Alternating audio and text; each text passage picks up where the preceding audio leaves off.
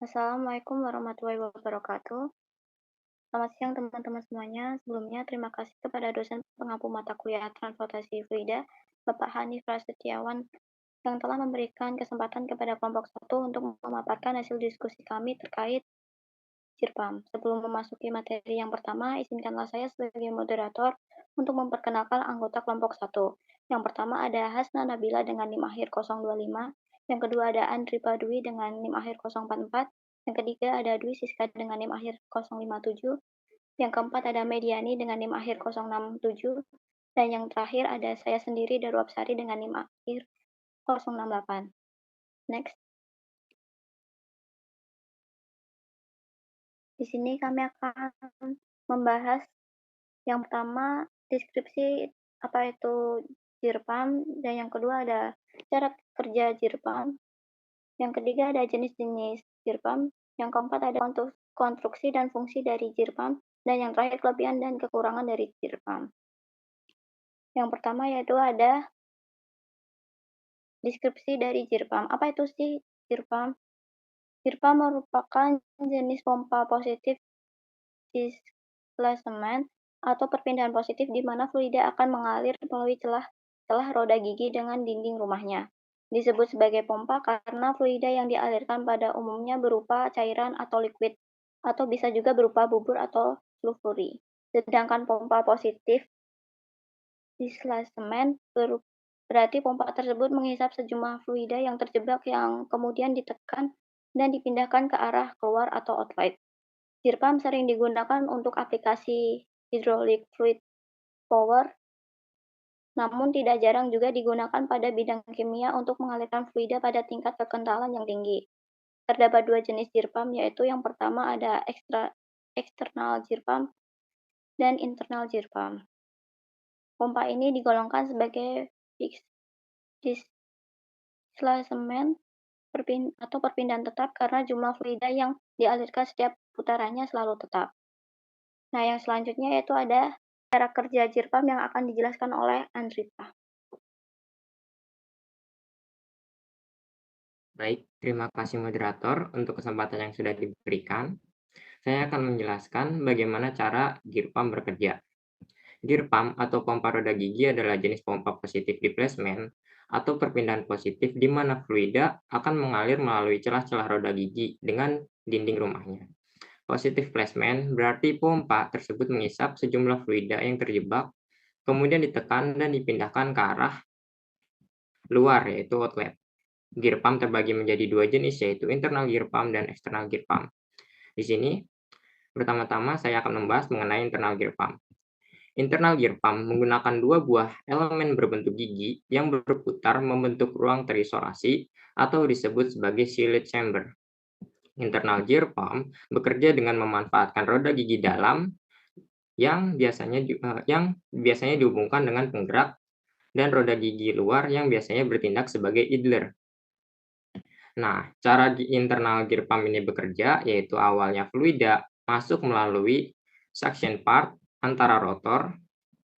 Nah, rotor ini merupakan roda gigi besar dan idler roda gigi kecil. Nah, fluida yang masuk kemudian melalui celah-celah pada roda gigi. Nah, fluida yang masuk ini nantinya akan dipisahkan oleh bagian yang berbentuk seperti bulan sabit atau biasa disebut crescent yang membagi fluida dan bertindak sebagai seal antara suction port dan discharge port. Nah, fluida yang masuk ini nantinya akan membanjiri discharge port dan nantinya akan terdorong oleh fluida di belakangnya sehingga fluida akan mengalir ke atas. Next.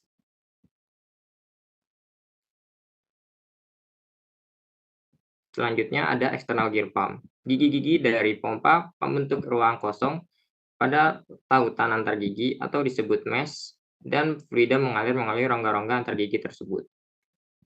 Nah, cara kerja dari eksternal JIRPAM ini yaitu pada mulanya fluida masuk melalui inlet yang nantinya fluida mengalir memenuhi celah-celah antara roda gigi. Kemudian, fluida akan ditekan di antara mesh lalu didorong menuju lubang discharge. Fluida yang didorong nantinya akan dikeluarkan melalui saluran outlet atau discharge dengan pressure yang lebih kuat.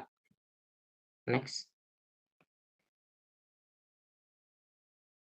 Sekian, saya kembalikan ke moderator. Baik, terima kasih Andripa atas pemaparannya. Yang selanjutnya itu ada jenis-jenis zircon yang akan dijelaskan oleh Siska. Oke, selanjutnya adalah jenis-jenis gear pump. Nah, gear pump ini ada dua jenis ya. Yang pertama itu external gear pump. Nah, external gear pump itu biasanya digunakan pada industri yang mempunyai produk dengan viskositas yang tinggi. Misalnya itu oli pada bahan bakar dan minyak pelumas.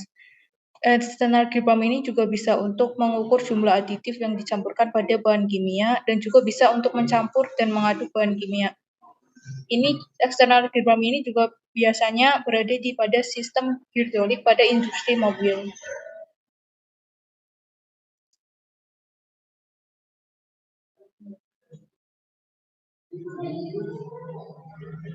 Nah, untuk yang kedua ada internal gear pump. Nah, kebalikan dengan external gear pump, internal gear pump ini itu biasanya digunakan pada industri yang memiliki produk dengan viskositas yang rendah. Biasanya ada di produk makanan seperti sirup, coklat, ataupun juga peanut butter. Bisa juga digunakan pada industri alkohol ataupun softline dan bitumen. Sekian dari saya. Saya kembalikan ke moderator. Terima kasih Siska atas pemaparannya. Yang selanjutnya yaitu ada detail konstruksi dan fungsinya yang akan dijelaskan oleh Mei. Baik, terima kasih moderator atas waktunya. Selanjutnya ini ada komponen utama pada gear pump.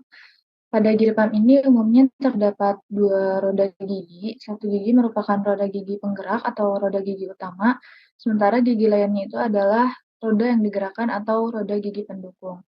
Nah, komponen utama pada gear pump ini adalah yang pertama ada drive gear. Komponen gear pump pertama ini adalah komponen yang paling penting, yaitu roda gigi penggerak gitu. Drive gear ini merupakan komponen yang terhubung ke penggerak utama. Komponen ini berputar menggunakan kekuatan dari penggerak utama. Kemudian yang kedua ada idle gear atau roda gigi yang digerakkan. Nah, setiap roda gigi penggerak selalu dilengkapi dengan idle gear alias roda gigi yang digerakkan. Sama seperti drive gear, fungsi dari idle gear adalah mengalirkan cairan dengan cara memerangkap cairan tersebut lewat ruang pompa. Kemudian cairan tersebut dibawa ke selak kedap air dan udara serta dikeluarkan ke outlet pompa. Kemudian yang ketiga,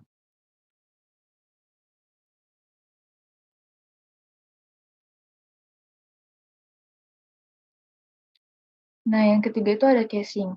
Idle gear dan driven gear yang sudah dijelaskan tadi dimasukkan dalam satu tempat bernama casing. Casing ini merupakan bagian luar pompa dan menjadi tempat roda gigi berputar. Casing ini biasanya terbuat dari bahan logam yang kuat dan tahan terhadap tekanan dan suhu tinggi. Kemudian yang keempat ada inlet section atau sisi hisap. Nah, inlet adalah bagian di mana cairan memasuki pompa. Inlet section diisi oleh fluida dengan tekanan rendah. Kemudian yang kelima ada outlet section atau discharge.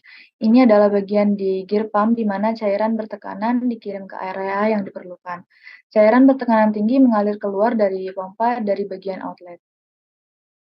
Next. Yang keenam itu ada seal. Seal digunakan untuk mencegah kebocoran cairan dari pompa. Seal biasanya terletak di antara casing dan poros pompa. Kemudian yang ketujuh ada prime mover atau penggerak utama. Prime mover adalah sistem penggerak utama dalam pompa gear. Jadi komponen inilah yang memiliki hubungan langsung dengan driver gear alias roda gigi penggerak. Kemudian yang kedelapan ada safety valve atau katup pengaman atau katup pelepas. Fungsi dari katup ini adalah sebagai sistem keamanan mesin agar tidak terjadi konsleting atau masalah lainnya ketika tekanan berlebih mengalir dari inlet. Sekian dari saya kembalikan ke moderator. Baik, terima kasih Maya atas pemaparannya. Yang selanjutnya yaitu ada kelebihan dan kekurangan dari gear pump yang akan dijelaskan oleh Rasna. Baik, terima kasih moderator atas waktu dan kesempatannya. Jadi di sini saya akan menjelaskan kelebihan dan kekurangan dari gear pump. Jadi yang pertama tuh ada kelebihan. Kelebihannya yaitu meliputi yang pertama ada mampu menangani fluida dengan kekentalan berat seperti oli tipe Turalik 41. Lalu yang kedua ada bersifat reversible atau dapat membalik putaran untuk mengatur aliran dan tekanan hidrolik sesuai kebutuhan dalam sistem kemudi tipe piston. Kemudian ada kekurangan dari gear pump. Yang pertama ada potensial kebocoran di celah gigi dan antara gigi dan rumah pompa. Lalu yang kedua ada desain dan konstruksi yang rumit.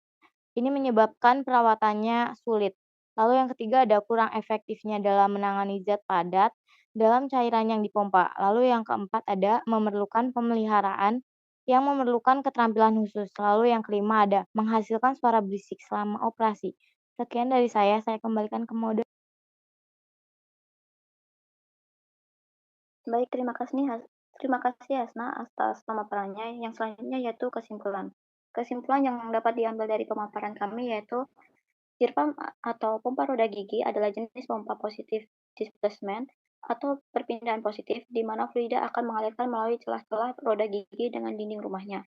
Terdapat dua jenis gear pump yaitu external gear pump dan internal gear pump. Komponen gear pump yang pertama ada drive gear dan yang kedua ada driven gear atau idle gear, yang ketiga casing, yang keempat inlet dan outlet, yang kelima penggerak utama, dan yang terakhir ada katup pengaman. Kelebihan dari gear pump yaitu mampu menangani fluida dengan kekentalan yang berat. Yang selanjutnya itu ada bersifat reversible. Kemudian untuk kekurangan dari gear pump, potensial kebocoran di celah gigi dan antara gigi dan rumah pompa. Desain dan konstruksi rumit menyebabkan perawatan sulit, kurang efektif dalam menangani zat padat dalam cairan yang dipompa. Sekian dari pemaparan kelompok 1. Kurang lebihnya mohon maaf. Assalamualaikum warahmatullahi wabarakatuh.